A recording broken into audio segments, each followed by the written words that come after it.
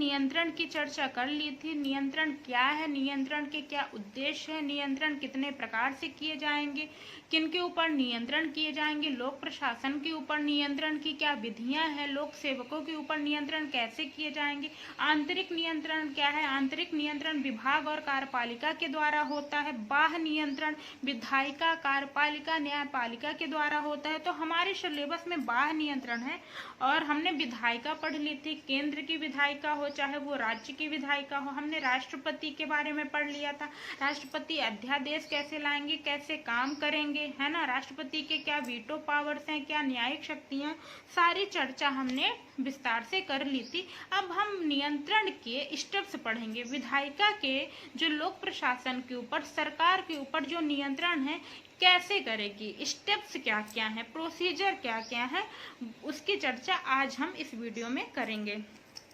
तो सबसे पहले हमको समझना होगा कि जो विधायिका है वो नियंत्रण किस पर करती है। विधायिका कार्यपालिका पे नियंत्रण करती है, लोक प्रशासन पर नियंत्रण करती है। क्यों? लोक प्रशासन पर नियंत्रण किसके माध्यम से करती है? कार्यपालिका के माध्यम से।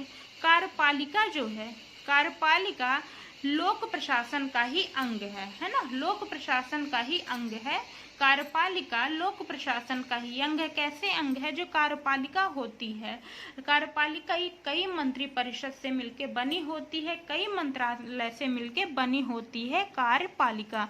तो कार्यपालिका में कई मंत्री परिषद होते हैं, कई मंत्रालय होते हैं, मंत्रालय के अंतर्गत विभाग होते हैं, विभाग के अंतर्गत, विभाग के अंडर में ही लोक सेवक काम करते हैं, लोक प्रशासन काम करता है। तो यदि कार्यपालिका के ऊपर विधायिका नियंत्रण रख रही है तो अपने आप वह लोक सेवक के ऊपर नियंत्रण रख लेगी, है ना। कहने का मतलब ये है कि सबसे पहले कंट्रोल कहाँ करना होगा? कार्यपालिका में। सबसे पहले मंत्रियों के ऊपर नियंत्रण रखना होगा, मंत्रालय के ऊपर नियंत्रण रखना होगा, नियम कहाँ लाना होगा? मंत्रालय में।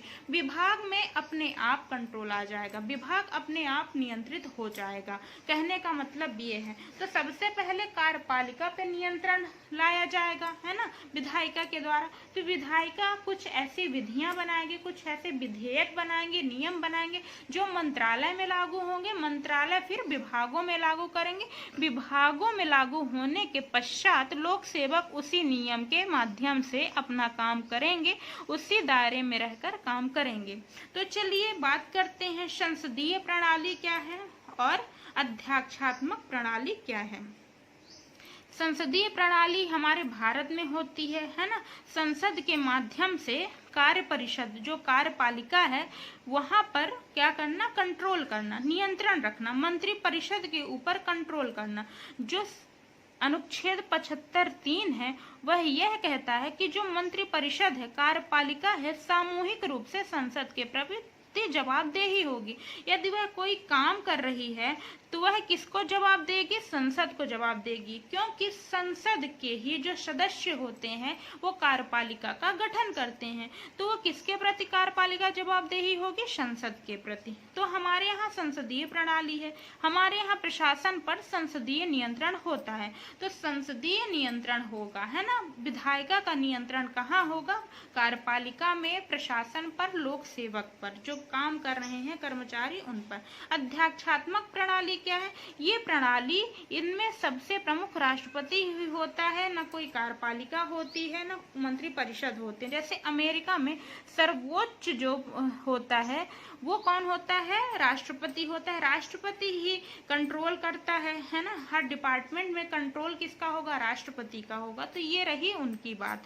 अब हम संसदीय प्रणाली में जो संसदीय नियंत्रण है उसकी बात करते हैं। संसदीय प्रणाली किस तरीके से नियंत्रण करता है ना। विधायिका कैसे नियंत्रण करती है? पहला तो सरकार के कार्यों पर नियंत्रण करती है, उनके जो कार्य है उन पर नियंत्रण करेगी, है ना। उनमें सहमति या असहमति जो भी, यदि उनको ठीक लगेगा, विधायिका को जो भी ठीक लगेगा तो उसको वो करेगी, है ना। उसको करने के लिए प्रोत्साहित करेगी, उसको करने के लिए कहेगी कि आप ये काम करो, ये नीतियाँ लागू करो। यदि उससे असहमति है, संसद उससे असहमति है सरकार के कामों से, तो उसको क्या कर देगी, करने के लिए मना कर देगी।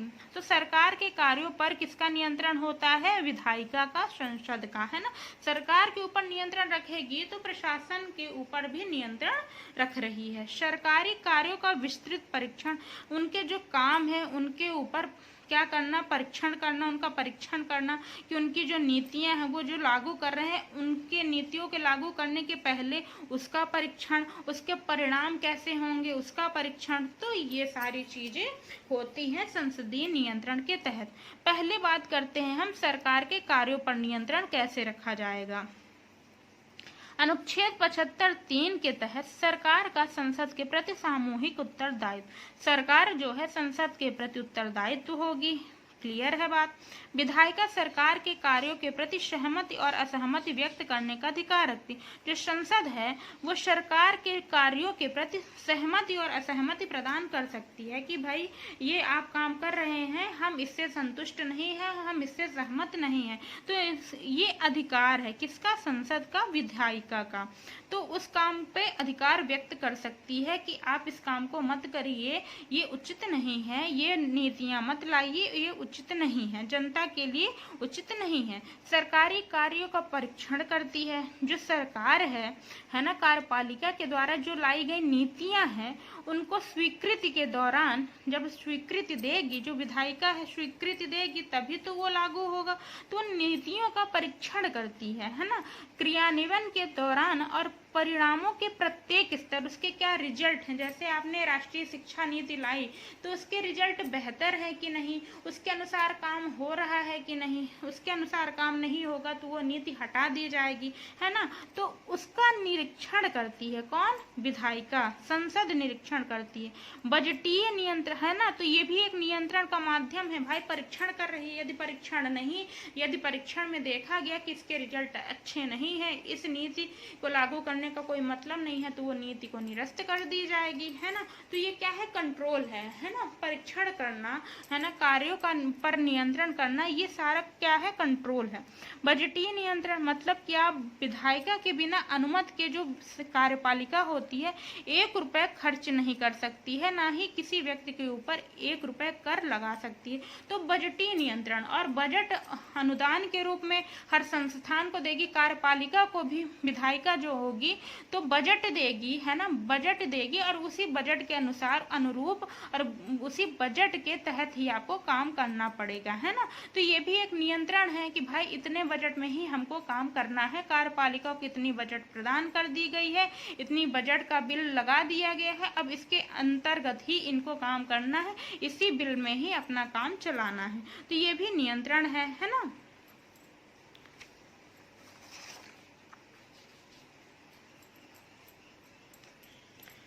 थर्ड पॉइंट है सरकारी नीतियों और कार्यों पर संसद का सामान्य नियंत्रण। जो सरकारी नीतियां हैं और कार्य हैं, संसद का उस पर सामान्य नियंत्रण होता है ना। कुछ कार्यवाहियां संसद के द्वारा होती हैं, है ना, कुछ कार्यवाहियां संसद में होती हैं, कुछ प्रस्ताव लाए जाते हैं संसद में, जिनके तहत वो नियंत्रण रखती है सरकारी नीतियों पर, सरकार पर, कार्यपालिका पर। जैसे कुछ संसद की कार्यवाहियां होती हैं उनकी चर्चा करते हैं। जैसे प्रश्नकाल, एक काल होता है जब संसद का सत्र आरंभ होता है, तो एक काल होता है जिसे प्रश्नकाल कहते हैं।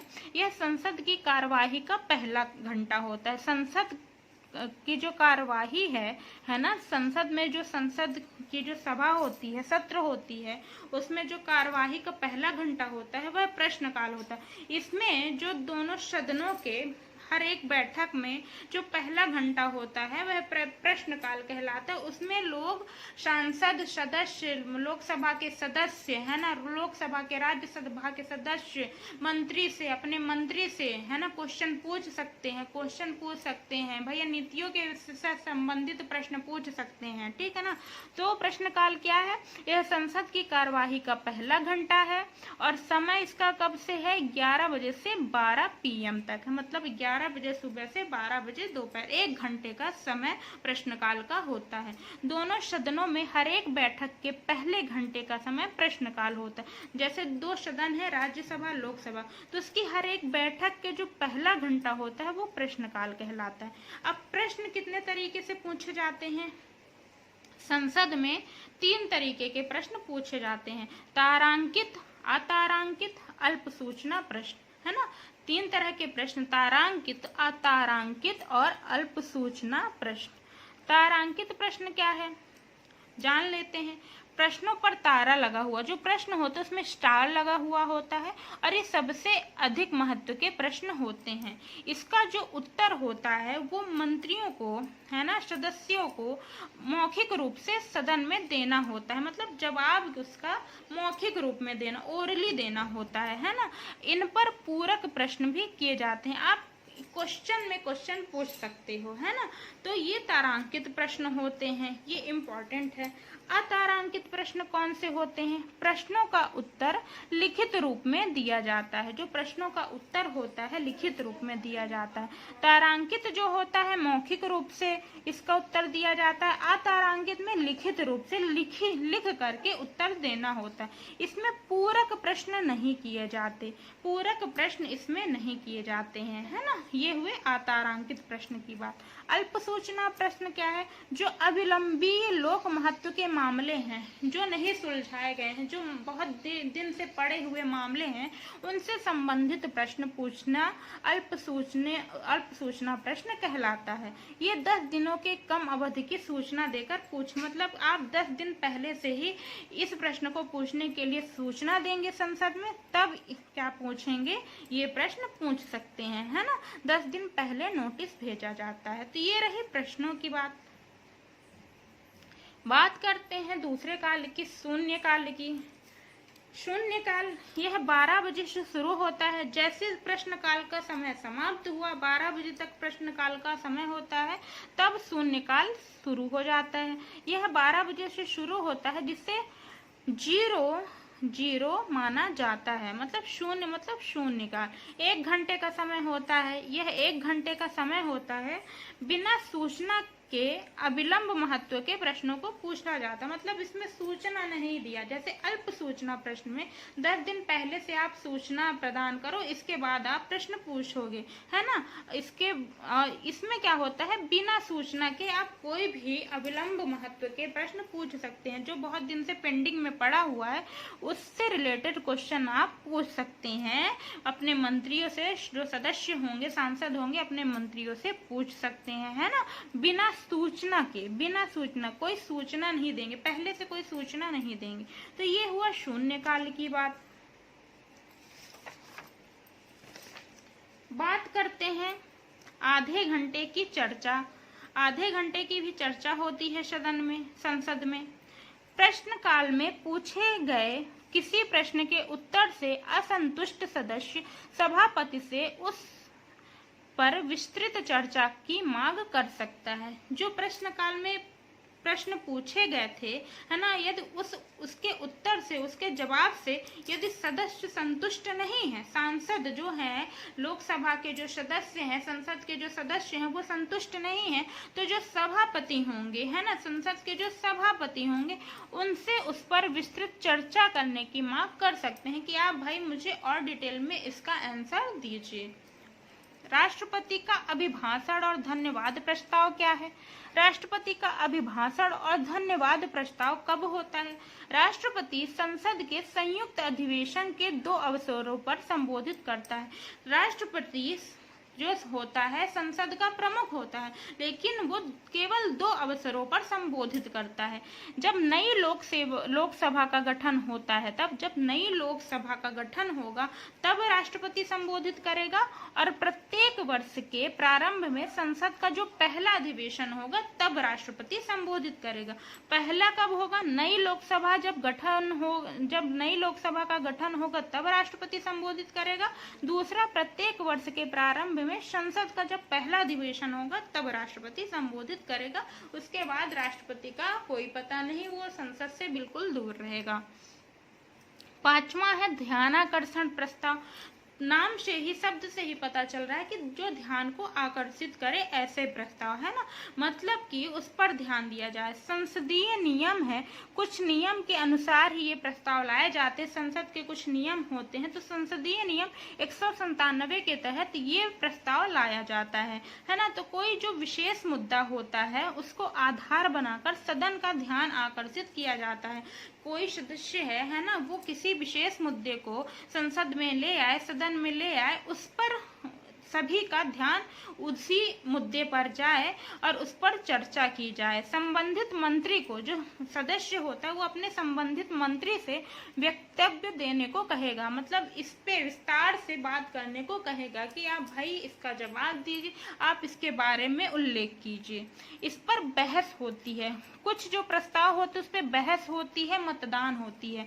तो इस पे बहस होती है, मतलब बहस छिड़ जाएगी। भाई कोई मुद्दा है तो उस पर दोनों के बीच में, जो सदस्य हैं, मंत्री हैं और कई जो सदस्य हैं, उनके बीच में बहस छिड़ जाएगी, लेकिन इसमें काउंट वो नहीं होती, मतदान नहीं होती, वोटिंग नहीं होती है। तो ध्यानाकर्षण में बहस होती है, वोटिंग नहीं होती।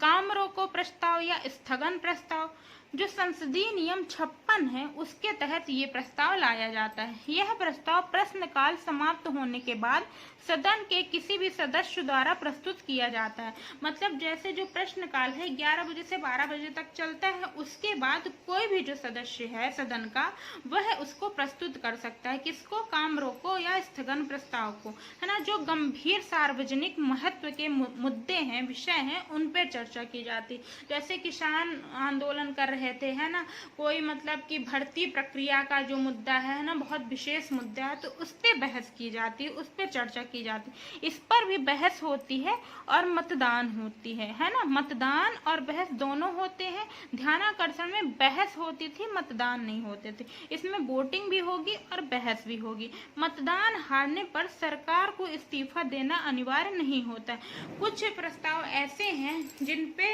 हारने के बाद, वोटिंग में हारने के बाद सरकार इस्तीफा दे देती है। लेकिन ये जो स्थगन प्रस्ताव है, इसमें यदि वोटिंग में हार जाते हैं तो सरकार को इस्तीफा देना नहीं होता है। जो सदस्य हैं, है ना, सदस्य के द्वारा ये मुद्दा उठाया जाता है, ये प्रस्ताव लाया जाता है। यदि वोटिंग होती है, वोटिंग में जो क्या कहते हैं हार जाती है, जो सत्ता पक्ष है वो हार जाती है, तो इस्तीफा देना उसको अनिवार्य नहीं है। तो ये रही काम रोको प्रस्ताव। तो ये इम्पोर्टेंट प्रस्ताव है। अब बात करते हैं अगले प्रस्ताव की, जिसे निंदा प्रस्ताव कहते हैं। निंदा प्रस्ताव,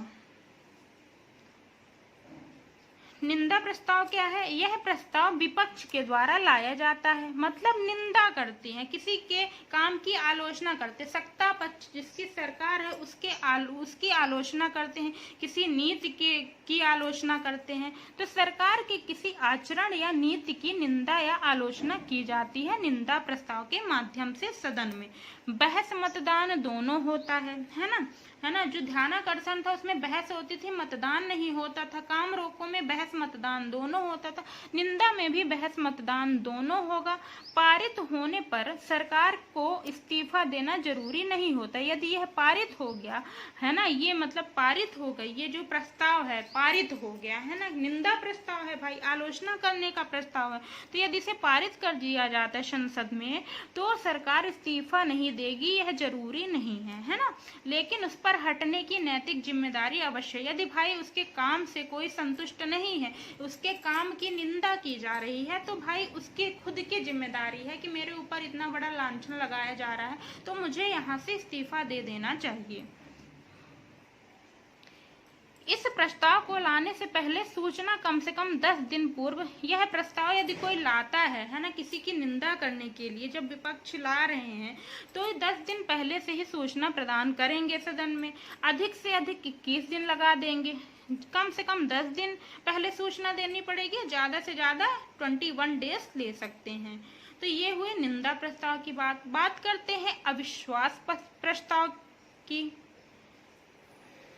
यह संसदीय नियम 198 के तहत लाया गया है। यह जो प्रस्ताव है वह संसदीय नियम 198 के तहत लाया गया है। सरकार के विरुद्ध लाया जाता है, जिनकी सरकार है, जिनकी सत्ता है, उनके विरुद्ध लाया जाता है, उनके विरुद्ध अविश्वास लाया जाता है ना। ये वर्ष में एक ही बार आता है, वर्ष में एक ही बार लाया जाता है यह प्रस्ताव, है ना। ये इम्पोर्टेंट है, आप इसे ध्यान से पढ़िएगा। इसमें किसी मुद्दे का होना जरूरी नहीं है, कोई मुद्दा नहीं, केवल आप अविश्वास पर्याप्त, सरकार के प्रति आप अविश्वास वो कर दो, है ना, विश्वास ला दो, ये पर्याप्त है, कोई मुद्दा नहीं है ना कि हम इस सरकार से सहमति नहीं है, ये जो सरकार है विश्वास पात्र नहीं है, इतना ही काफी होता है। यही एकमात्र ऐसा प्रस्ताव है जो सिर्फ लोकसभा में ही लाया जाता है।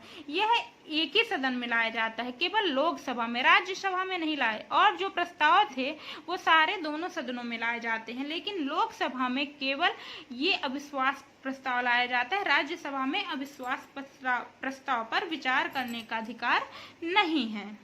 अविश्वास प्रस्ताव पारित हो जाता है तो सरकार को त्याग पत्र देना पड़ता है। भाई जब आपसे सदस्य ही, आपके लोग ही सहमत नहीं हैं तो आप किस काम के, है ना, तो आपको हटना पड़ेगा, आपको त्याग पत्र देना पड़ेगा। तो ये रही अविश्वास प्रस्ताव की बात करते हैं कटौती प्रस्ताव की। यह प्रस्ताव बजट की मांगों में कटौती के उद्देश्य से प्रस्तुत किए जाते हैं। जैसे ये प्रस्ताव के नाम से ही पता चल रहा है, कटौती मतलब जो बजट की मांगे हैं, जो बजट है उनमें आप कटौती कर दो कि भाई हम इतना बजट नहीं देंगे, है ना। इनकी अनुमति अध्यक्ष अपने स्वविवेक, जो लोकसभा अध्यक्ष होते हैं वो अपने विवेक से ही इसकी अनुमति प्रदान करते हैं कि भाई हाँ ये जो प्रस्ताव है इसके माध्यम से हम आपके बजट में कटौती करेंगे। मान लीजिए किसी के लिए बजट प्रदान किया गया है, किसी मंत्रालय के लिए वो बजट निर्धारित किया गया है, तो उस बजट में कटौती लाने के लिए प्रस्ताव लाया जाता है। ये प्रस्ताव 3 तरह के होते हैं। कौन कौन से होते हैं चर्चा कर लेते हैं। बजट प्रस्ताव कौन कौन से होते हैं। कटौती प्रस्ताव, प्रतीकात्मक कटौती, व्यय कटौती, नीतिगत कटौती। 3 तरह के कटौती प्रस्ताव में कटौती होती है। प्रतीकात्मक कटौती, व्यय कटौती, नीतिगत कटौती। अब प्रतीकात्मक कटौती क्या है? सरकारी नीति से असहमति व्यक्त करने के लिए होता है। कोई भी सदस्य है वो सरकारी नीति से सहमति नहीं है ना, वो सरकारी नीति है उससे सहमति नहीं है, वो जो बजट ले रहा है, बजट उस काम के लिए, उस नीति के लिए ले रहा है, उससे सहमति नहीं है, तो इसके लिए प्रतीकात्मक कटौती को लाया जाता है। इसका प्रारूप कैसा होगा? खर्च में 100 रुपए की कटौती की जाएगी। जो खर्च है, जैसे आपको 1000 रुपए का बजट दिया जा रहा है तो उसमें 100 रुपए की कमी ला दो, मतलब इतना बजट काफी है, आप इनमें से भी कुछ कम कर सकते हो, तो इसका प्रारूप ऐसा होगा। व्यय कटौती क्या होती है? खर्च में मितव्ययिता लाने के उद्देश्य से ये कटौती का प्रस्ताव रखा जाता है। मतलब कि आप क्या कहते हैं, इतना बजट इसमें नहीं लगेगा, आप अन्य काम के लिए बचा सकते हैं, है ना, तो इस इतने बजट में ये काम हो जाएगा, इसके लिए इतनी ही राशि लगेगी, तो थोड़ी पैसे इसमें से कम कर दो, थोड़ी बजट इसमें से घटा दो। ये होती है व्यय कटौती। नीतिगत कटौती क्या होती है? सबसे गंभीर कटौती प्रस्ताव है। यह नीतिगत कटौती का प्रस्ताव जो है वो सबसे गंभीर है।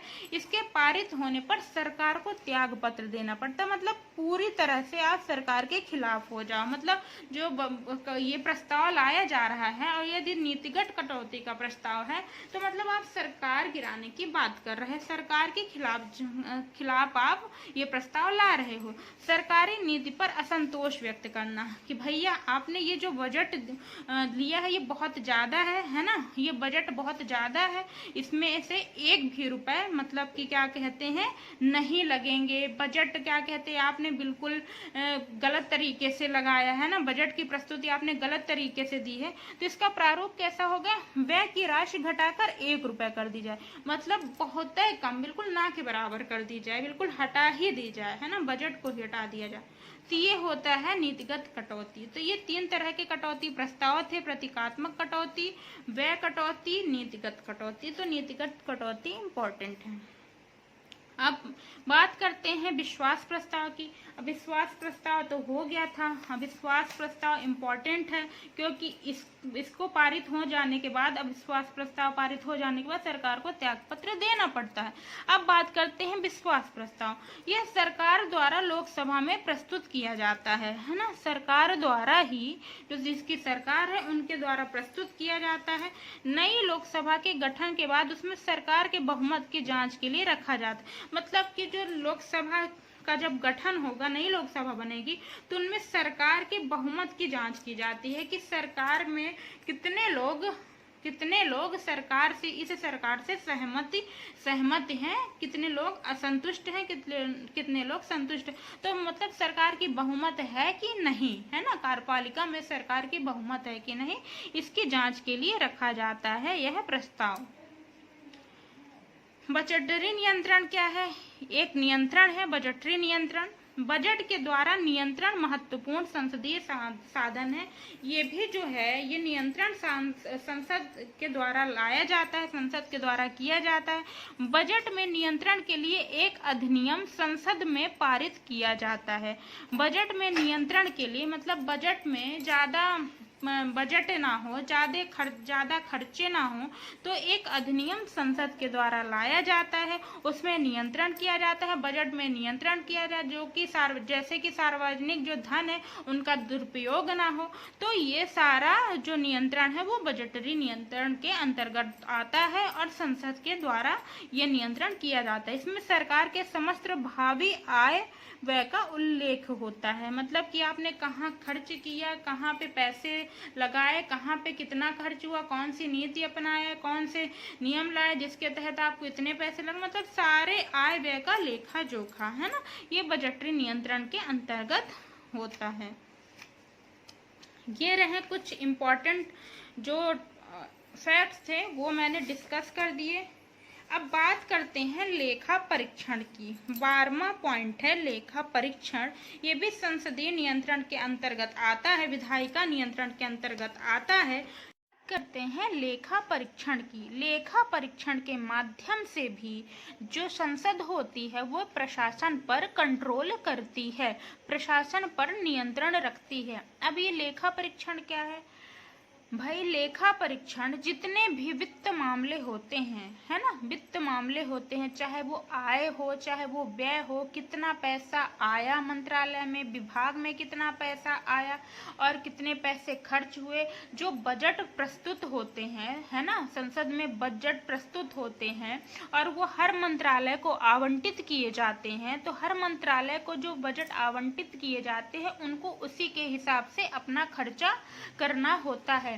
तो वो जो खर्चे हैं वो कहीं गलत जगह तो नहीं हो रहे हैं, गलत जगह पैसे तो नहीं लगाए जा रहे हैं, तो इनका परीक्षण ही लेखा परीक्षण कहलाता है। पॉइंट की बात करते हैं। वित्त मामलों के संदर्भ में प्रशासन पर संसदीय नियंत्रण करने का आधार लेखा परीक्षण है। जितने भी वित्त मामले हैं उनके संदर्भ में प्रशासन पर नियंत्रण, की वित्त मामले जो हैं जो प्रशासन से संबंधित हैं, है ना, प्रशासन पैसे जो हैं बजट का सही से इस्तेमाल कर रही है कि नहीं, तो संसदीय नियंत्रण जो है करने का आधार क्या है? लेखा परीक्षण। मतलब आप लेखों का परीक्षण करें, आय व्यय का परीक्षण करवाइए और उसके माध्यम से नियंत्रण करिए, है ना, कि हम भाई इतना बजट देंगे, आपको सही तरीके से सही जगह पे खर्च करना है, नहीं तो हम इसका परीक्षण करवाएंगे, जांच यदि होगी, जांच में आप गलत पाए गए तो आपके ऊपर कार्रवाई होगी। तो ये होता है लेखा परीक्षण। अब यह लेखा परीक्षण किसके माध्यम से होता है? कोई ना कोई व्यक्ति करेगा।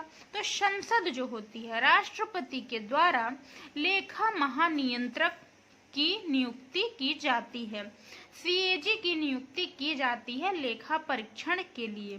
Controller and auditor general of India की नियुक्ति की जाती है लेखा परीक्षण मामलों की जांच करने के लिए,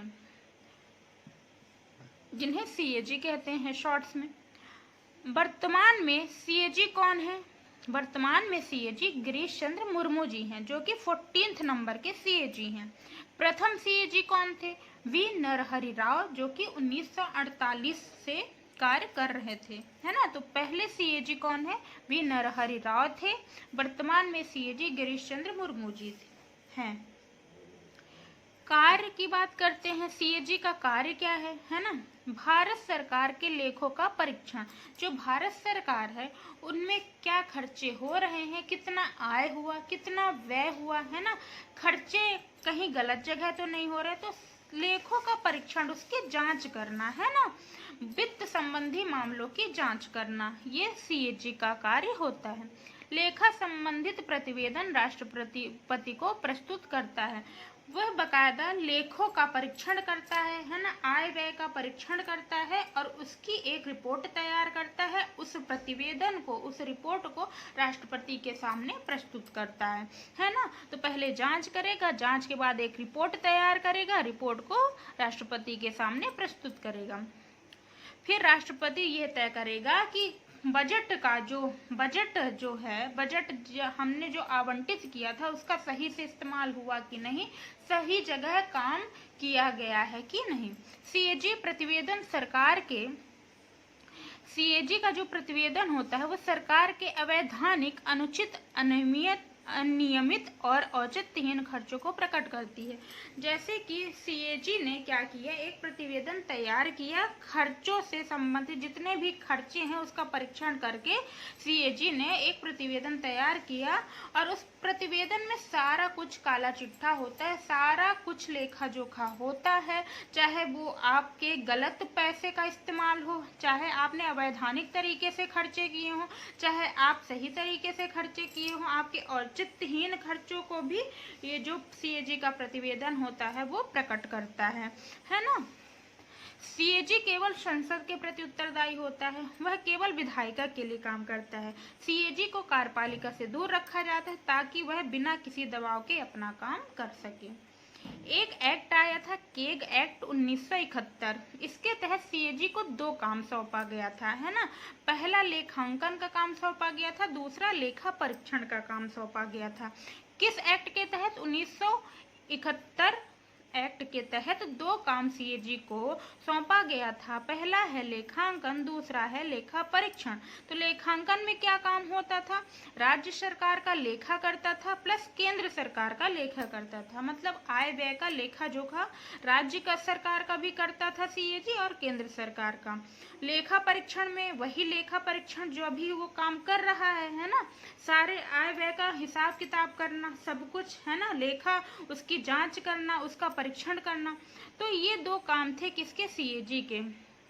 1976 में संशोधन किया गया, इस एक्ट में संशोधन किया गया और सीएजी को लेखांकन के दायित्व से मुक्त कर दिया गया। अब यह राज्य सरकार का लेखा नहीं करता है, ना ही केंद्र सरकार का लेखा, है ना, लेखांकन का काम नहीं करता। लेखांकन के काम के लिए अकाउंट जनरल ऑफ इंडिया पद का सृजन कर दिया गया है। तो केवल और केवल लेखा परीक्षण करता है कौन? सीएजी।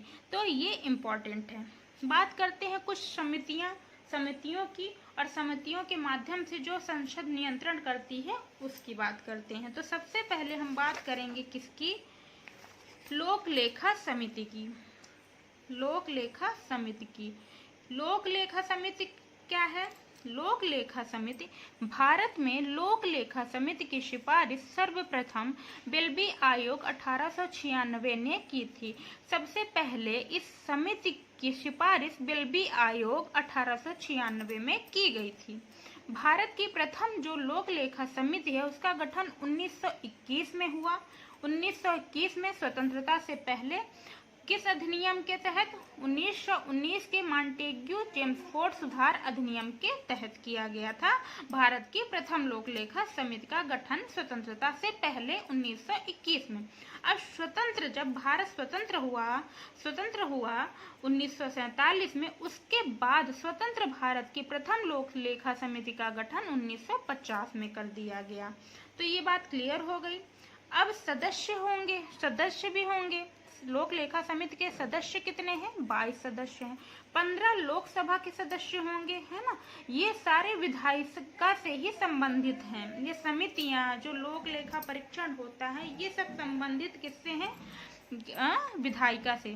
तो 15 लोकसभा के सदस्य होंगे, 7 राज्यसभा के सदस्य होंगे, चुनाव, इनका सदस्यों का चुनाव प्रतिवर्ष होता है एकल संक्रमणीय पद्धति के द्वारा, है ना।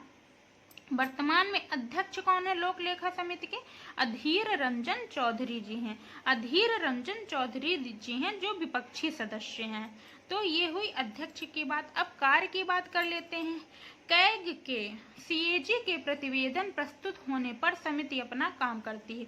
जब सीएजी अपना जो लेखा परीक्षण है वो कर लेती है और प्रतिवेदन प्रस्तुत करती है राष्ट्रपति को, उसके बाद ही उसके आधार पर ही लोक लेखा समिति काम करती है। लोक लेखा समिति क्या करती है? वो जो रिपोर्ट दिया है, सीएजी ने जो रिपोर्ट प्रस्तुत किया है उसका पुनः निरीक्षण करती है, उसका पुनः परीक्षण करती है बड़ी बारीक तरीके से कि क्या ये रिपोर्ट सही है, क्या ये इस रिपोर्ट में कुछ गलत तो नहीं है। तो ये है लोक लेखा समिति के कुछ इम्पोर्टेंट फैक्ट्स। अब बात करते हैं प्राक्कलन समिति की। प्राक्कलन समिति क्या है? तो प्राक्कलन समिति भी एक इम्पॉर्टेंट समिति है। इसका जो गठन है वो 10 अप्रैल 1950 को किया गया था, है ना। 10 अप्रैल 1950 को किया गया था लोकसभा अध्यक्ष मावलंकर की घोषणा के अनुसार। उस समय लोकसभा के अध्यक्ष मावलंकर जी थे, उन्हीं की घोषणा के अनुसार 10 अप्रैल 1950 को प्राक्कलन समिति का गठन किया गया था। सबसे पहले इसके गठन की मांग 1937 में हुई थी। किसने की थी? केंद्रीय विधानमंडल के सदस्य एस सत्यमूर्ति जी ने की थी। तो सबसे पहले गठन की मांग केंद्रीय विधानमंडल के सदस्य एस सत्यमूर्ति जी ने की थी, 1937 में की थी। गठन कब हुआ? 10 अप्रैल 1950 को। अब इसकी संरचना कैसी है? सदस्य कितने होंगे? सदस्य संख्या पहले जब इसका गठन हुआ था तब सदस्य संख्या 25 थी, है ना। अब 1956 से गठन के 6 साल के बाद सदस्य की संख्या 30 हो गई है, प्लस एक अध्यक्ष, मतलब टोटल 31 सदस्य होंगे। समिति के वर्तमान अध्यक्ष कौन है? श्री गिरीश भालचंद्र जी हैं। श्री गिरीश भालचंद्र जी वर्तमान में प्राक्कलन समिति के अध्यक्ष हैं। समिति के अध्यक्ष लोकसभा के अध्यक्ष द्वारा मनोनीत किए जाते। जो समिति के अध्यक्ष होते हैं वो लोकसभा के अध्यक्ष के द्वारा मनोनीत किए जाते हैं, है ना, उनको मनोनीत किया जाता है। सदस्य का जो चुनाव होता है वो प्रतिवर्ष होता है एकल संक्रमणीय मत पद्धति के द्वारा। इनका कार्य क्या है? प्राक्कलन समिति का कार्य क्या है? जो प्रशासनिक और संगठनात्मक ऐसे उपाय सुझाना, प्रशासनिक उपाय सुझाना, है ना, जो संगठन से पूर्ण हो उस उपाय को सुझाना जो सरकारी नीति के अनुरूप हो। मतलब सरकारी नीति में कुछ ऐसे सुझाव देना जो कार्य को कुशलता पूर्वक करे, है ना, प्रशासनिक सुधारों को सुनिश्चित करे, सरकारी नीति में कुछ बदलाव लाना, सरकारी नीतियों में कोई उपाय बता, प्रशासनिक कार्यों में सुधार करने की सुझाव देना, सरकारी नीति में सुधार करने की सुझाव देना, सरकारी नीति के अनुरूप रहकर कार्य को कुशलता पूर्वक करे प्रशासन, उसके लिए सुझाव देना। तो ये काम किसका है? प्राक्कलन समिति का है। संसद के समक्ष जब बजट प्रस्तुत होता है तो उसको किस तरह से बेहतर तरीके से उसको उपयोग में लाया जाए उसके लिए भी सुझाव प्राक्कलन समिति देती है। तो ये कुछ कार्य है प्राक्कलन समिति के। आई होप कि मेरे कंटेंट आपको अच्छे लगे होंगे। ये सारा जो डिटेल है मैंने आपके सामने डिस्कस कर दिया, है ना। अब हम बढ़ेंगे कल हमारा जो टॉपिक होगा वो होगा कार्यपालिका का प्रशासन के ऊपर नियंत्रण, है ना। फिर न्यायपालिका के बारे में हम पढ़ेंगे, सहभागिता के जन सहभागिता के बारे में पढ़ेंगे और ये हमारा टॉपिक कंटिन्यू चलता जाएगा।